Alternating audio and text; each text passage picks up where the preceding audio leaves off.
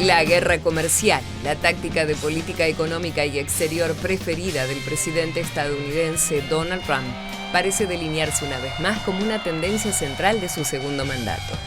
Si en el primero desató una de las mayores confrontaciones comerciales desde 1930, poniendo aranceles a China, país con el que Estados Unidos mantiene una marcada rivalidad por la hegemonía global, en este segundo periodo, las amenazas de aranceles salen disparadas para adversarios y aliados por igual. Tariffs are very powerful, both economically and in getting everything else you want. Tariffs for us, nobody can compete with us because we're the pot of gold. But if we don't keep winning and keep doing well, we won't be the pot of gold, and then tariffs won't be so good for us. México y Canadá, países con los que Estados Unidos mantiene el Tratado de Libre Comercio, antiguamente conocido como NAFTA, y que ya fue renegociado por Trump en 2018, fueron los primeros blancos de los aranceles estadounidenses. 25% a todos los productos de origen canadiense y mexicano. If President Trump wants to usher in a new golden age for the United States, the better path is to partner with Canada, not to punish us. Los objetivos que Trump pretende conseguir con la medida son múltiples. Abarcan lo económico, pero también la cuestión migratoria y la seguridad, con eje en el tráfico ilegal de fentanilo. Ambas naciones anunciaron de inmediato aranceles recíprocos a los productos estadounidenses que cruzan sus fronteras. Pero la sangre no llegó al río. Tanto la presidenta mexicana Claudia Sheinbaum como el primer ministro canadiense Justin Trudeau, conocedores de que el objetivo de Trump siempre es obtener al menos algo a cambio y no perder la pulseada, acordaron militarizar sus fronteras con 10.000 soldados de la Guardia Nacional en el caso mexicano, y con drones y más controles tecnológicos en el de Canadá. A cambio, Trump dejó en suspenso los aranceles por un mes a la espera de negociaciones más amplias. Me preguntó que cuánto tiempo quería poner en pausa. Le dije, bueno, pues vamos a ponerlo en pausa para siempre. Y me dijo, bueno, pues, ¿cuánto tiempo? Le dije, bueno, vamos a ponerlo en pausa un mes. Y estoy segura que en este mes vamos a poder dar resultados, buenos resultados a su pueblo, buenos resultados al pueblo de México. En cuanto a China, Trump aplicó aranceles del 10% que se suman a los que ya había implementado en su primer gobierno a productos como electrodomésticos, acero y aluminio, y que su antecesor, Joe Biden, mantuvo como forma de presionar a Beijing. La respuesta china a estas nuevas cargas fue imponer aranceles a productos estadounidenses como carbón, automóviles, restringir las exportaciones a Estados Unidos de minerales críticos y lanzar una investigación antimonopolio contra Google. China también llevó su reclamo por las medidas de Trump a la Organización Mundial de Comercio, pero como es usual en la diplomacia china, dejó una puerta abierta a eventuales negociaciones. 美方以芬太尼问题为由，对中国的商品加征10%的关税，中方对此强烈不满，坚决反对。中方采取的措施是维护自身正当权益的必要之举。贸易战、关税战没有赢家，施压威胁对中国行不通。中方敦促美方纠正错误的做法。 通过平等磋商解决各自的关切，推动中美关系稳定、健康、可持续发展。 Trump sugirió además que podría aplicar un arancel a escala mundial de entre el 10 y el 20%. Ante este escenario repetido, Europa también se prepara para enfrentar la amenaza de aranceles, pero busca adelantarse a cualquier anuncio de Trump y abrir conversaciones en interés mutuo, aunque varios funcionarios europeos advirtieron que en caso de que se concreten las medidas, la Unión Europea responderá de modo recíproco. So we are ready to listen, we are ready to engage, to negotiate in our mutual interest. Having said that, the EU would respond firmly to any trading partner that unfairly or arbitrarily imposes tariffs on EU goods. La primera guerra comercial de Trump no causó problemas a la economía de Estados Unidos. Los ítems arancelados fueron elegidos cuidadosamente para evitar que haya un traslado a los consumidores, y la inflación de entonces muy baja no aumentó. Pero tampoco logró su objetivo de reducir el déficit comercial estadounidense, por el contrario, lo incrementó. Esta vez, la alarma de los mercados es elevada. Con una inflación alta como la actual, si todos los países que Trump arancela respondieran de la misma forma con los productos estadounidenses, el resultado podría ser caótico para la primera economía mundial y se trasladaría rápidamente a los consumidores, disparando una escalada de represalias arancelarias a nivel global, lo que podría alimentar una espiral inflacionaria, no solo en Estados Unidos, sino en muchos otros países. These actions taken by the U.S. government we're going to increase the overall economic uncertainty in the world. There are going to be quite some market volatility coming in because we understand that actually U.S. threaten the trading partners that if they retaliate, U.S. will going to impose even higher tariffs on those countries. So we may see a series of trade war and conflicts, and this may actually increase the world economic uncertainty. Nadie sabe cuáles serán los próximos pasos de Trump en su política comercial, pero todos los países y bloques económicos están preparando planes de contingencia en caso de que cumpla sus amenazas.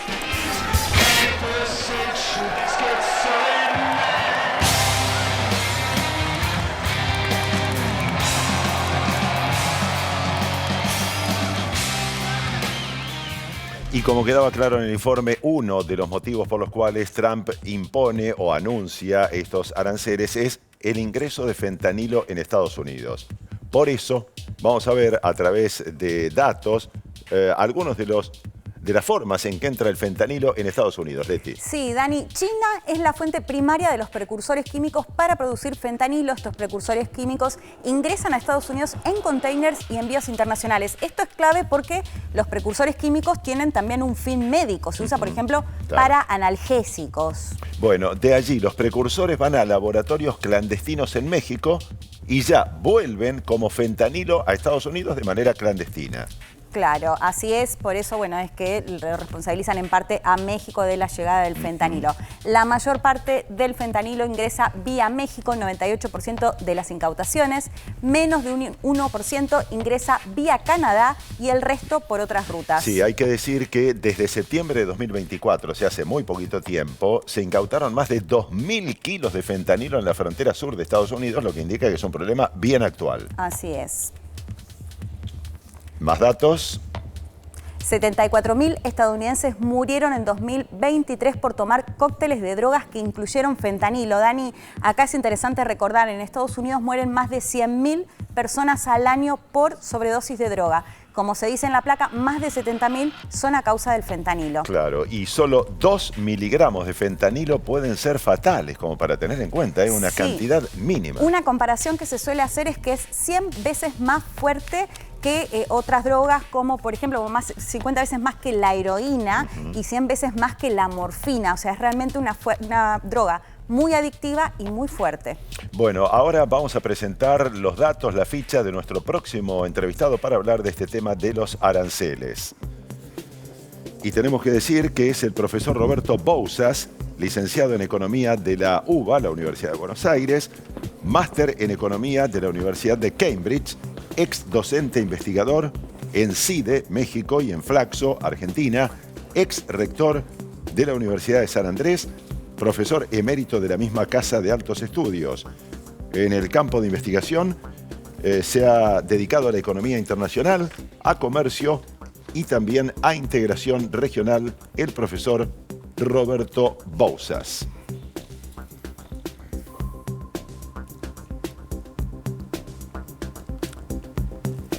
Bien, profesor, gracias por estar con nosotros, bienvenido. Gracias a ustedes. Tema aranceles, guerra comercial, ¿es tratar de asustar a amigos y rivales o realmente tiene la intención Trump de aplicarlos?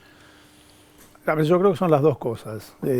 Probablemente no en la dimensión en que hace la amenaza, pero creo que en su mirada la aplicación de aranceles también cumple un objetivo económico, además de ser un instrumento de negociación. Ya lo hizo en su primer mandato y en este segundo empezó recargado, digamos. Probablemente no va a ser con la intensidad con la que él lo dice, pero creo que firmemente él está convencido de que los aranceles cumplen además una función económica benéfica para Estados Unidos. Y es así porque mucho se plantea también, Roberto, esta idea de si le pone aranceles del 25% a países con quienes tiene tratado de libre comercio, podría llegar a tener una suba de precios en los productos para los estadounidenses. Se habla mucho de qué impacto internacional tiene, pero ¿qué impacto podría tener a nivel nacional también? No, sin duda a nivel nacional algún impacto tiene. No necesariamente los objetivos internacionales los va a conseguir. Cuando le aumentó los aranceles a China en su primera gestión, no mejoró el déficit comercial. Y que se mantuvieron, ¿no? Durante el gobierno de Biden. Todavía siguen, hasta el día de hoy. Cuando le aplicó restricciones a la exportación de chips a China, no retrasó el desarrollo de inteligencia artificial en China, sino que al contrario. O sea que el efecto internacional no necesariamente está garantizado.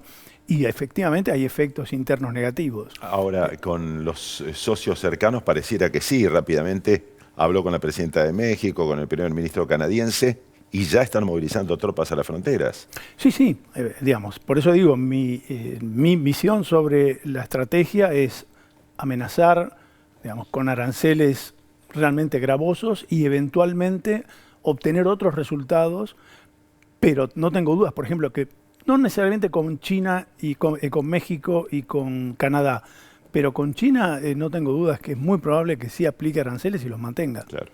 Y en esa línea, bueno, mucho se habla, el argumento, digamos, de Trump para los aranceles es la cuestión migratoria y la cuestión del fentanilo, que lo contábamos recién. Pero también hay otra teoría que sostiene que tiene que ver con, bueno, y el mismo Trump lo ha planteado, ¿no? Con el mantener un déficit con algunos bloques o con algunos países.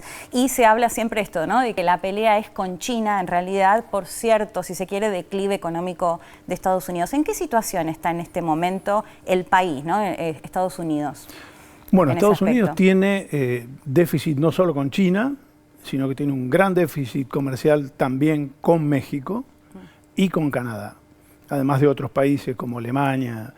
Yo creo que parte del objetivo de Trump en la amenaza de aplicar aranceles es porque en los últimos 5 o 6 años, desde, digamos, el COVID-19 para acá, ha habido un desplazamiento de inversiones de China a México para reexportar al mercado norteamericano, aprovechando las ventajas de acceso que le da el Tratado de Libre Comercio. Es decir, el crecimiento de las exportaciones de México a Estados Unidos en los últimos 7 años ha sido exponencial. No así de las exportaciones chinas. Entonces también está el interés de desestimular esa deslocalización de producción desde China hacia terceros países. México es uno, pero no solo México. Vietnam es otro, algunos otros países, Malasia, Tailandia, en el sudeste de Asia, son países que han pasado a reemplazar las exportaciones chinas a partir de inversiones de empresas chinas. Se insiste en las últimas horas de que en los próximos días va a haber un anuncio similar de Estados Unidos con respecto a la Unión Europea. Son en general socios cercanos. ¿Esto generaría una verdadera batalla comercial con Europa Occidental? Bueno, los europeos están muy preocupados, entre otras razones porque se sienten relativamente débiles vis-a-vis Estados Unidos, porque tienen muchas más dificultades para coordinar una posición. Estados Unidos es un Estado, es un gobierno, la Unión Europea es una colección con intereses bastante divergentes. Entonces yo creo que están realmente preocupados sobre esa posibilidad y la efectividad de una respuesta. Pero es posible que Estados Unidos consiga con las amenazas algunas concesiones por parte de la Unión Europea. Por ejemplo, la Unión Europea tiene aranceles mucho más altos que lo que tiene Estados Unidos para la importación de autos. Claro. No creo que eso afecte demasiado, en definitiva, el comercio de automóviles entre uno y otro país, pero el hecho es que Estados Unidos aplica un arancel muy bajo para la importación de autos y la Unión Europea aplica un arancel del 10% de las importaciones de autos. Claro. Y la balanza comercial del sector automotriz de Estados Unidos con la Unión Europea es muy negativa. Entonces, ese tipo de transacciones puntuales es posible que en un contexto en donde, digamos, cada vez el tratamiento es más bilateral, es posible que Estados Unidos consiga algún resultado. Ahora, se dio una paradoja también, que bueno, se hablaba un poco de un país como China, comunista, que va a denunciar en la OMC a Estados Unidos por proteccionista, ¿no? ¿Qué otro camino podría llevar, digamos, el gobierno de Donald Trump en este, bueno, lo que planteábamos un poco, yo lo decía en términos de declive frente a China, vos lo decías recién en el tema de relocalizar nuevamente las fábricas, que era un poco el planteo del primer gobierno también de Trump, de que esas fábricas que están afuera vuelvan también a Estados Unidos, ¿no? Se hablaba mucho del trabajador blanco desempleado. ¿Qué otro camino se podría tomar? O si este camino le puede llegar a dar resultados. Camino es un camino muy radical, pero es importante no perder de vista que buena parte de las medidas que tomó Trump en el plano arancelario en su primera gestión no fueron revertidas por la administración de Biden. Sí. Y además Biden aplicó nuevas restricciones a China. Yo creo que ahí el problema lo tiene no una administración o la otra, sino que a Estados Unidos le ha salido un grano. Básicamente, la emergencia de China y la capacidad de China de desafiar, no solo en el plano económico, sino en el plano tecnológico, a Estados Unidos, creo que es algo sin precedentes en el periodo de posguerra. Es la primera vez que Estados Unidos tiene un adversario o un competidor que tiene verdaderamente capacidad de cuestionar su liderazgo. Y creo, digamos, frente a eso, creo que Estados Unidos no tiene desarrollada hoy una respuesta clara, pero sí ha habido un corrimiento en todo el espectro político hacia la identificación de China como alguien que debe ser contenido, como un país que debe ser contenido, y que en eso se juega buena parte del poder internacional de Estados Unidos. Si eso va a funcionar o no como estrategia, tenemos que esperar para ver. Por supuesto, muy interesante. Ahora, la señora, el señor que nos está mirando a lo largo y a lo ancho de todo el país, porque la televisión pública llega a todo el país, se debe estar preguntando, ¿es una guerra comercial? ¿Hasta dónde puede llegar? Pero sobre todo, ¿cómo puede impactar, cómo puede influir en la Argentina? En la Argentina, la manera, digamos, la Argentina tiene un déficit comercial con Estados Unidos de forma tal que no creo que sea un objetivo de las políticas proteccionistas de Trump. Es más, eventualmente en esta política de bilateralismo selectivo hasta puede conseguir alguna pequeña concesión en algún área. Ahora, me parece que el efecto más importante sobre Argentina es el deterioro en el ambiente económico internacional que esta política genera. No solo una descomposición de la institucionalidad internacional, sino también un deterioro del clima político y del vínculo. Y eso para la Argentina no es bueno. Digamos, no es un buen escenario. Roberto, pensaba cuando decías de la rivalidad con China en los BRICS también, ¿no? Que en su momento cuando hablaron de lanzar una moneda, Trump dijo, les voy a poner arancel del 100%. ¿Qué puede llegar a pasar ahí? ¿Que continúe justamente el desarrollo de estos países y que el hecho de que las amenazas sean constantes también pierda un poco esa amenaza, digamos? ¿Ve ahí también un camino con países que están en un claro desarrollo? Digo, los países que integran los BRICS, además de China. Yo creo que ahí el jugador clave es China. Es decir, los BRICS son básicos, digamos, la capacidad de los BRICS de tomar decisiones, implementarlas y tener un impacto depende básicamente de lo que haga China. Y la estrategia de China es una estrategia a largo plazo. China ha venido siguiendo políticas bastante consistentes a lo largo del tiempo en un proceso de ascenso internacional y de fortalecimiento de su base tecnológica y económica, y creo que eso es una política de Estado, además en el contexto de un régimen político, digamos, con mucha capacidad de control de lo que ocurre internamente. Yo creo que el conflicto con China y con los BRICS como, digamos, cuerpo alrededor de China va a seguir estando muy vivo. Ya sobrevolamos el tema, pero para ampliar, los efectos internos en Estados Unidos, y efectivamente hay varias batallas comerciales con México, con Canadá, con China, con la Unión Europea, ¿cuáles pueden ser esos efectos dentro de Estados Unidos? Bueno, el primer efecto es un efecto potencial sobre los precios. Es decir, el aumento de los precios de importación producto de los aranceles, si bien parte de ese aumento lo pueden absorber los exportadores, porque Estados Unidos es un mercado grande, sin duda algún efecto sobre los precios internos va a tener. Eso a su vez tiene un efecto sobre la competitividad, porque en la medida que aumentan los precios de los insumos y de los bienes intermedios, empeora la competitividad de las empresas de la producción norteamericana. Paralelamente, si efectivamente los aranceles reducen las importaciones, eso va a tener como resultado un fortalecimiento del dólar, que de algún modo va a ir en la dirección contraria en sus efectos del que se espera de los aranceles. O sea que es una política que tiene aspectos contradictorios embutidos en sí misma, ¿no? Hablábamos un poco fuera del aire del tema de Panamá, que no va a ser parte más de la ruta de la seda de China. ¿Considerás que en estas más de 2 semanas con estas amenazas Trump igual logró algunas pequeñas victorias? Hablábamos del caso mexicano también. ¿Cómo lo ves en ese sentido? Yo creo que sí, yo creo que ha conseguido generar una agenda, generar una expectativa, generar una preocupación y obtener algunas respuestas. Veremos cómo sigue. El peor escenario es una agudización del conflicto y una guerra comercial, como dicen ustedes. Escenario que de ningún modo yo descartaría. No creo que sea el escenario más probable, pero no me parece en absoluto un escenario con probabilidad cero. Roberto, muchísimas gracias por estos minutos. Gracias a ustedes.